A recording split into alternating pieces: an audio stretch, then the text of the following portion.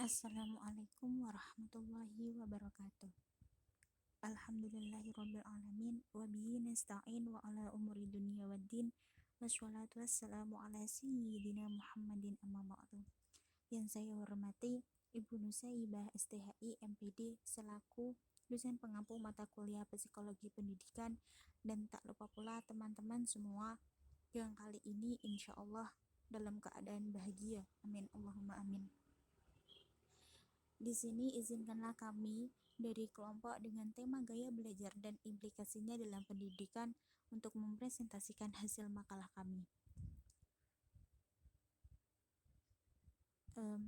Setiap orang memiliki keunikan gaya belajar atau modalitas belajar tertentu dan memiliki potensi belajar dengan lebih baik melalui cara-cara tertentu pula, dan tentunya berbeda-beda. Memahami gaya belajar siswa merupakan cara dan teknik terbaik untuk memaksimalkan potensi diri peserta didik dalam proses pembelajaran.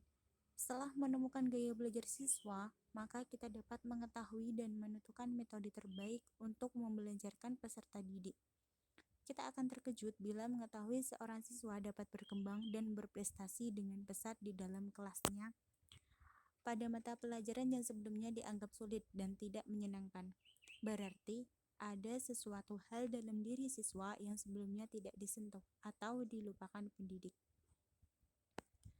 Sesuatu yang unik tersebut yang dinamakan dengan gaya belajar atau modalitas belajar. Pengertian gaya belajar.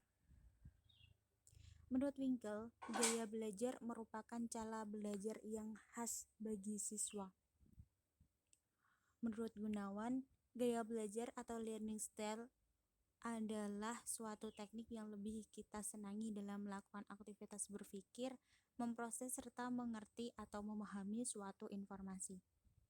Menurut De Potter dan Hennerke, mendefinisikan gaya belajar sebagai perpaduan dari cara seseorang menyerap, mengatur, dan mengolah suatu informasi.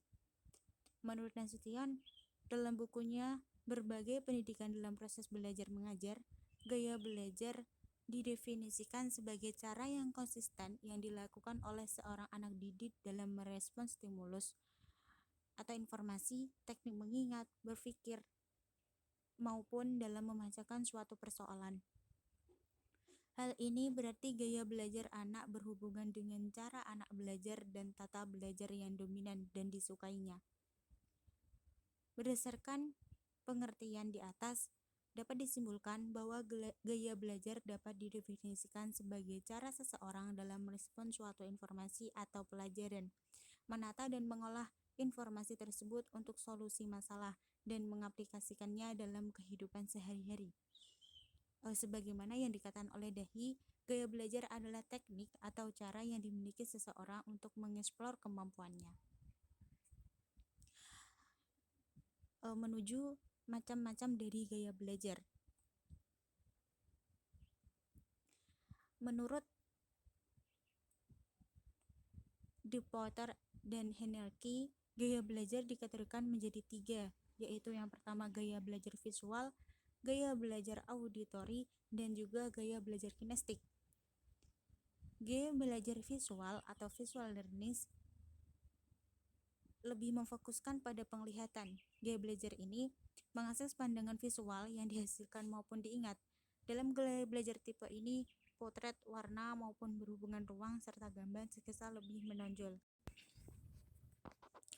Sedangkan gaya belajar auditori atau auditorial learners memfokuskan pada indera pendengaran dalam mengingat sesuatu. Siswa bergaya belajar auditori memantapkan pemahaman ketika mereka mendengar suatu informasi. Gaya belajar auditori bisa dilakukan dengan pendekatan memberikan motivasi untuk membaca bahan pelajaran dengan bersuara, variasikan penggunaan musik saat pembelajaran anak, dan diskusikan ide secara lisan. Mengajak anak untuk merekam bahan pelajarannya ke dalam kaset dan mendengarkannya sebelum tidur. Selanjutnya, gaya belajar kinestik. Pada gaya belajar kinestik, mensyaratkan personal untuk menyentuh atau menjamah sesuatu yang menyampaikan informasi atau data tertentu. Untuk diingat peserta didik, anak kinestik belajar melalui bergerak, melakukan, ataupun menyentuh. Untuk strategi atau pendekatan untuk pembelajaran anak kinestik ini, tidak mengharuskan anak untuk belajar hingga berjam-jam. Ajak anak belajar dengan mengeksplorasi atau menjelajahi lingkungannya. Contohnya, belajar sambil menggunakan objek sesungguhnya dalam memahami konsep baru, dan tandai hal-hal penting suatu bacaan dengan warna terang. Beri izin anak untuk belajar sambil mendengarkan musik. Baiklah, itu saja yang dapat saya sampaikan. Untuk materi selanjutnya atau bab selanjutnya disampaikan oleh teman saya. Saya persilakan.